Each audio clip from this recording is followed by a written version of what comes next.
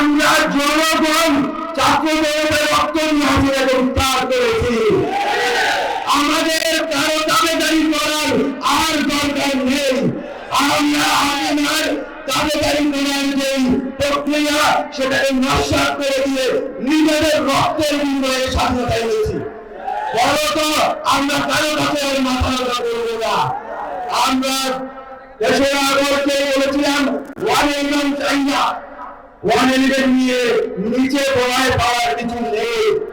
বরং আমরা বলবো রাজনৈতিক দলগুলোকে বলবো আসুন বাংলাদেশ পন্থার ভেতর দিয়ে আমরা যারা বেশিরভাগ বিরোধী শক্তি আছি ঐক্যবদ্ধ হই, সরকারকে সহযোগিতা করে এই সংস্কারগুলো করার জন্য।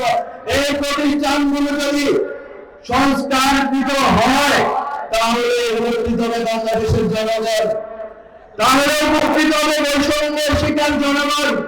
আপনারা যদি আপনাদের সদিচ্ছা থাকলে আপনারা এই সরকারকে সর্বতোভাবে সহযোগিতা করবেন এবং এই সংস্কারের কার্যক্রম শেষ হওয়ার পর আমরা একটি সুস্থ গণতান্ত্রিক নির্বাচনের মাধ্যমে ক্ষমতা হস্তান্তরের দিকে এগোবো।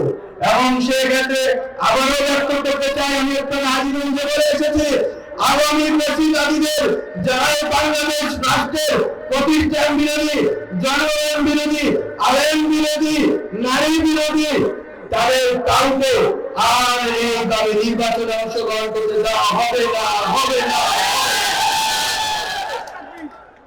আমরা বলতে চাই আমাদের ম্যান্ডেট দিয়েছেন আপনারা, আপনারা রাস্তায় নেমে বলেছেন, ডাক দিয়েছেন ডক্টর মোহাম্মদ ইউনূসকে আমরা এনেছি, উনি দায়িত্ব নিয়েছেন, আমরা ছাত্ররা তার সাথে দায়িত্ব পালন করছি।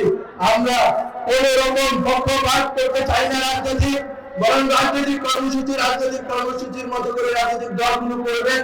কারো বাংলাদেশ বন্দী কারোর সাথে আমাদের কোনো বিরোধ নেই, কিন্তু দিল্লির দাবিদারি করার কোনো প্রচেষ্টা হলে বিরোধ হবেই হবে।